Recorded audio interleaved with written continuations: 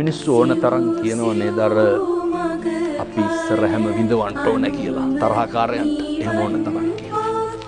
එතකොට අපි දැකලා තියෙනවා සමහරක් අපේ අම්මලාට හම්බෙන්නේ අසනීප වෙච්ච අබ්බගාත වෙච්ච ළමයි. දැන් කවුරු ඉස්සර හැදලා ළමයි විඳවන්නේ? අපි ඉස්සර හැමනේ විඳවන්නේ. හිතන්නකෝ පින්නතුනේ අසනීප ළමෙක් ඉන්න ගෙදරක් ගන්න. ඒ අම්මට තාත්තට සැනසීමක් නැහැ. ඒ අම්මා තාත්තා විඳවන්නේ කවුරු ඉස්සරහද? ළමයි ඉස්සරහ. ළමයා විඳවන්නේ කවුරු ඉස්සරහද? අම්මා තාත්තා ඉස්සරහ.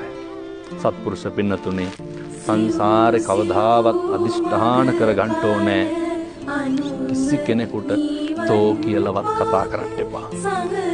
මේ මනුෂ්‍ය ආත්ම භාවයේ නාස්ති වෙන්න පුළුවන්. කිසි කෙනෙකුගේ හිතක් රිද්දන්නේ නැහැ කියලා අදිෂ්ඨාන කරගන්න. කිසි කෙනෙකුට විපතක් සිද්ධ කරන්නේ නැහැ කියලා අදිෂ්ඨාන කරගන්න. එහෙම අදිෂ්ඨාන කරගෙන ජීවත් වෙනකොට තමයි අපිට පුළුවන් වෙන්නේ මේ දුර්ලභ මනුෂ්‍යාත්ම භාවයේ ප්‍රතිඵල භුක්ති විඳින්න.